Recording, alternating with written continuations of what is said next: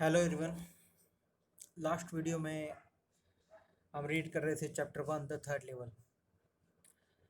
इसका काफ़ी पार्ट हमने कर लिया था और हम कंटिन्यू करेंगे यहाँ से। To make sure I walked over to a news boy and glanced at the stick of papers at his feet. और श्योर होने के लिए मैं एक न्यूज़ बॉय के पास चल कर गया और उसके जो पाँव के पास जो न्यूज़पेपर्स का बंडल रखा हुआ था उसकी ओर देखा। It was the World and the World has not been publish for years. ये जो न्यूज़पेपर था ये था द वर्ड, और द वर्ड न्यूज़पेपर काफ़ी सालों से पब्लिश नहीं हुआ था। The lead story said something about President Cleveland, और इसकी जो मेन लीड स्टोरी थी वो प्रेसिडेंट क्लीवलैंड के बारे में थी। I have found that front page since in the public library files, और मैंने ये जो इसका फ्रंट पेज है वो पब्लिक लाइब्रेरी फाइल्स में पाया। एंड इट वॉज प्रिंटेड जून 11 1894, और उस पर जो प्रिंट किया हुआ था वो था जून 11 1894।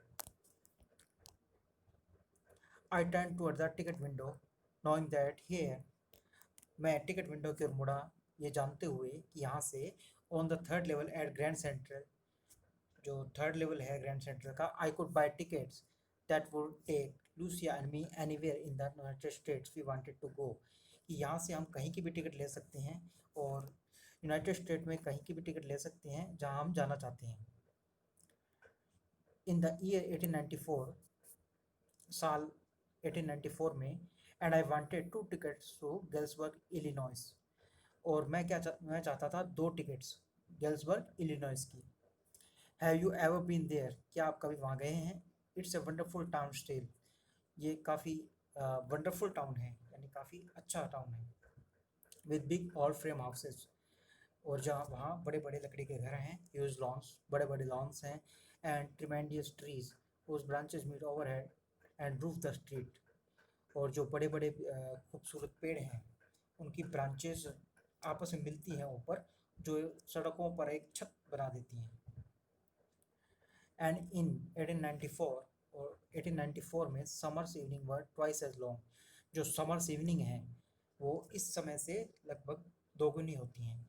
And people set out on their lawns, और जो लोग हैं वो अपने लॉन्स में बैठते हैं। द मैन स्मोकिंग सिगार्स, जो पुरुष हैं वो सिगार स्मोक करते हैं। And the fire and talking quietly, और आराम से बातें करते हैं शांति से। The woman waving palm leaf fans, और जो विमेंस हैं वो पाम लीफ के जो फैन बने होते हैं उन्हें हिलाती रहती हैं या वेव करती रहती हैं। With the fire flies all around, और जो जुगनू हैं वो हर जगह घूमते रहते हैं। इन ए पीसफुल वर्ल्ड, इस शांतिमय दुनिया में, to be back there with the First World War still 20 years off and World War II over 40 years in the future. I wanted 2 tickets for that. और ये जो समय है 1894, first world first world war होने में अभी 20 साल बाकी हैं और सेकेंड वर्ल्ड वार होने में अभी 40 साल बाकी हैं। यानी कि फर्स्ट वर्ल्ड वार 20 साल फ्यूचर में है और सेकेंड वर्ल्ड वार है जो वो 40 साल फ्यूचर में है। I wanted 2 ticket for that, मैं 2 टिकट चाहता था इसके लिए। The clerk figure the fare, जो क्लर्क था उसने किराए का अनुमान लगाया। He glanced at my fancy head pen, उसने मेरे जो फैंसी हेड पेन है उसकी तरफ देखा। But he figure the fair, पर उसने ज़्यादा ध्यान नहीं दिया और अपना हिसाब बनाया टिकट का। And I had enough for 2 coach tickets one way, और मेरे पास काफ़ी पैसे थे 2 कोच टिकट्स के लिए, एक तरफा, यानी कि जाने जाने के लिए। But when I counted out the money and looked up, पर जब मैं पैसे गिन रहा था और मैंने ऊपर देखा, the clerk was staring at me, जो क्लर्क था वो मेरी तरफ देख रहा था। ही नॉटेड एट द बिल्स, वो बिल की ओर देखते हुए उसने अपनी गर्दन को हिलाया। दैट एंड मनी मिस्टर, और उसने कहा ये पैसे नहीं है mister. He said and if you are trying to skin me you won't get very far, और उसने कहा कि अगर तुम मुझे चीट करने की कोशिश कर रहे हो तो तुम ज़्यादा दूर नहीं जा पाओगे। स्किन मीन्स चीट करना। And he glens at the cash drawer beside him, और उसने जो इसके पीछे का कैश ड्रॉवर था उसकी ओर देखा। Of course the money was old style bills, हाँ बिल्कुल, जो पैसे थे वो पुराने तरीके के थे, half again as big as the money we use nowadays and different looking. तो ये इसके पास जो पैसे थे वो कुछ अलग थे, half again as big as the money we use nowadays. जो 1894 के जो पैसे हैं वो जिन उनका आकार है वो छोटा है, लगभग आधा, और वो अलग दिखती हैं, different looking. I turn away and got out fast. मैं मुड़ा और तेजी से वहाँ से निकला। There is nothing nice about jail even in 1894। 1894 में भी जेल कोई अच्छी चीज़ नहीं है। And that was that. और बस यही था। I left the same way I came. मैं वैसे ही लौट आया जैसे मैं गया था। I suppose next day during lunch hour I drew $300 out of the bank. और अगले दिन जो लंच आवर्स है उसमें मैंने $300 बैंक से निकाले, नियरली ऑल वी हैड, जितने कि मेरे पास थे, and bought old style currency that really worried my psychiatrist friend. और मैंने इससे पुराने तरीके के नोट लिए, यानी कि जो 1894 में चल सके। और इसने मेरे साइकेट्रिस्ट फ्रेंड को काफ़ी चिंता में डाल दिया था। That really worried my psychiatrist friend. You can buy old मैं you can buy old money at almost any coin dealers. तुम्हें जो पुराने पैसे हैं वो किसी भी कॉइन डीलर से मिल सकते हैं, बट यू हैव टू पे ए प्रीमियम। पर तुम्हें कुछ एक्स्ट्रा चार्ज या प्रीमियम देना पड़ेगा। My $300 bought less than 200 in old style bills. और मेरे जो $300 थे उनके बदले मुझे $200 से भी कुछ कम मिले, ओल्ड स्टाइल बिल्स, यानी कि जो 1894 में चल रहे थे। बट आई डेंट केयर, पर मुझे कोई परवाह नहीं थी। एक्स हुआ 13 सेंट डजन इन 1894। 1894 में 13 सेंट में लगभग एक डजन अंडे आ जाते हैं। अब $1 में 100 सेंट्स होते हैं, अब $1 में। But I have seen again found the corridor that but I have never again found the corridor that lead to the third level at the Grand Central station. पर मुझे कभी दोबारा वो थर्ड डोर मिला ही नहीं, या कॉरिडोर मिला ही नहीं जो मुझे third level grand Central station पे ले जा सके। Although I have tried often enough, हालांकि मैंने अक्सर इसके लिए ट्राई किया। Lucia was pretty worried when I told her all this. इसकी जो वाइफ लूसिया है वो काफ़ी चिंतित हुई जब when I told her all this, जब मैंने उसे इस बारे में बताया। And didn't want me to look for the third level anymore। और वो नहीं चाहती थी कि मैं थर्ड लेवल के को दोबारा ढूंढूं या उसके लिए दोबारा ढूंढने जाऊं। And after a while I stop, और कुछ समय के बाद मैंने स्टॉप कर दिया। I went back to my stamps. मैं दोबारा अपनी स्टाम्प्स कलेक्शन वगैरह में लग गया। But now we are both looking, पर अब हम दोनों ढूंढ रहे हैं, एवरी वीकेंड, हर सप्ताह के अंत में। Because now we have prove that the third level is still there. क्योंकि अब हमारे पास प्रूव है कि थर्ड लेवल है। My friend Sam Weiner disappeared. क्योंकि जो मेरा दोस्त है सैम वीनर वो डिसअपियर हो गया है। नो बडी न्यू वेयर, कोई नहीं जानता कि कहाँ। But I sort of suspected because Sam is a city boy. पर मुझे कुछ शक हुआ क्योंकि जो सैम है वो एक सिटी बॉय था, यानी एक शहरी लड़का। And I use to tell him about Galesburg, और मैं उसे अक्सर गेल्सबर्ग के बारे में बताया करता था। I went to school there, मैं वहाँ स्कूल गया था। And he always said he like the sound of the place. और वो हमेशा कहा करता था कि उसे उसके बारे में जो सुनना है गेल्सबर्ग के बारे में वो काफ़ी अच्छा लगता है। And that's where he is all right in 1894। और वो वहीं है 1894 में।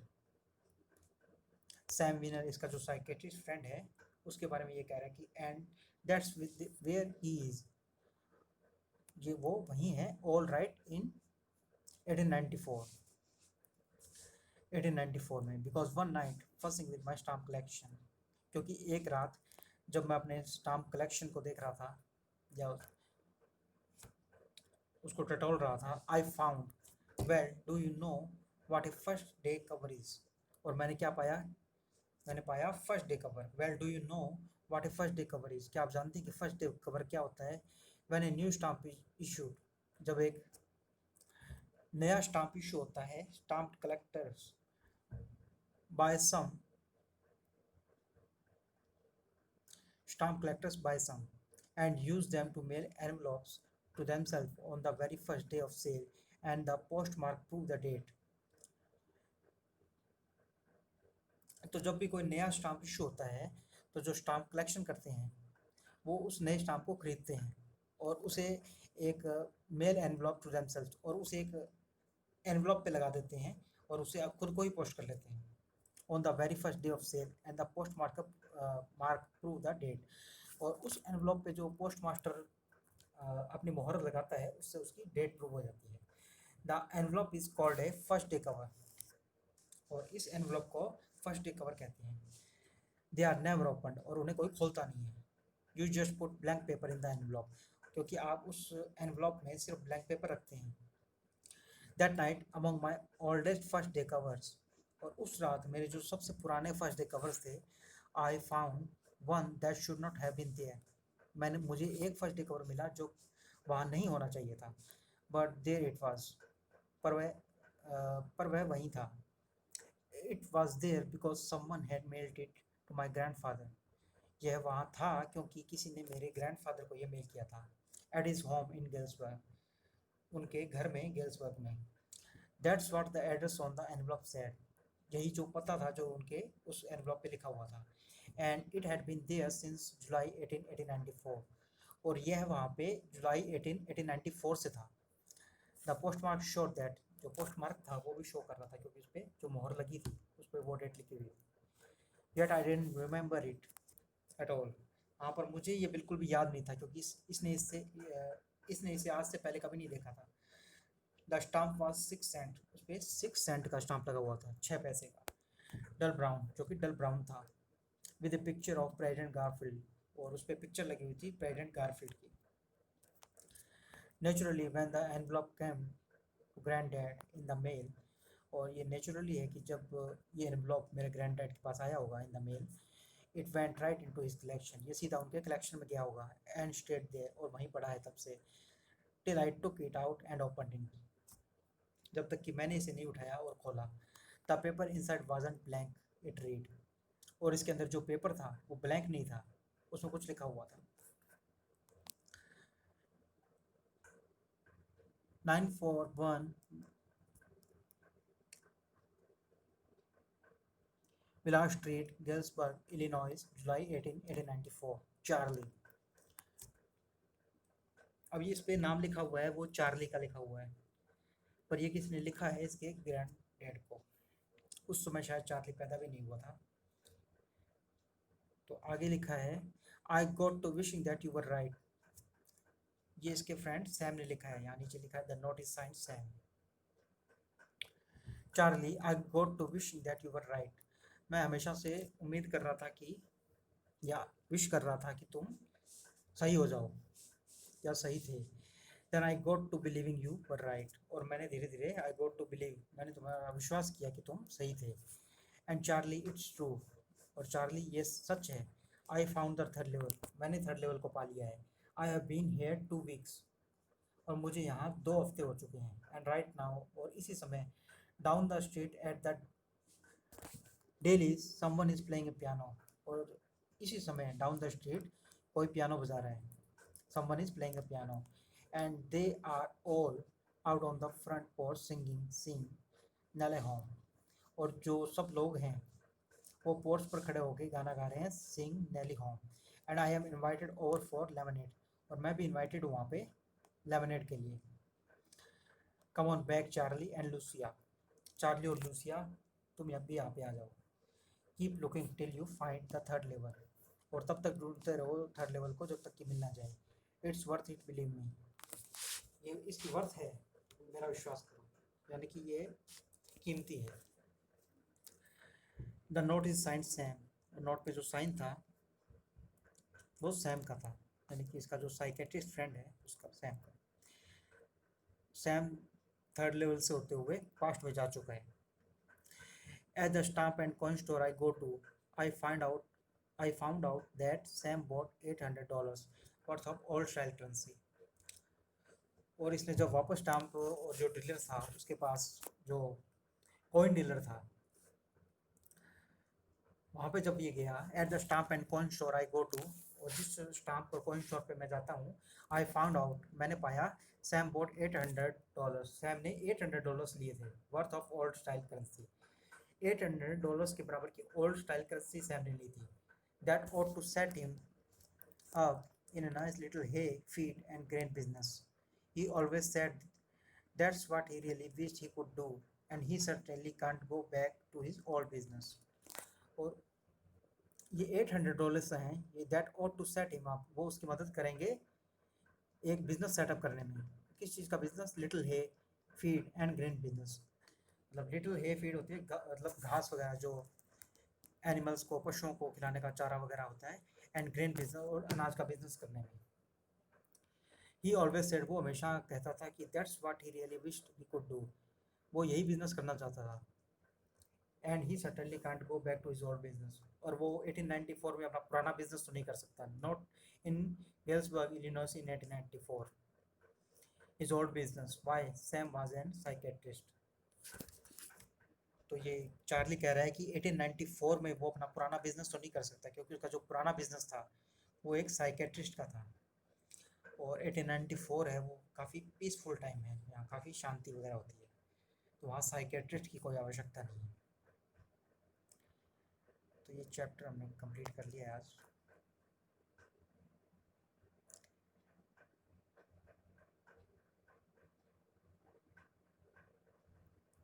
होमवर्क के लिए इसकी ये क्वेश्चन आप करेंगे, रीडिंग विद इनसाइट,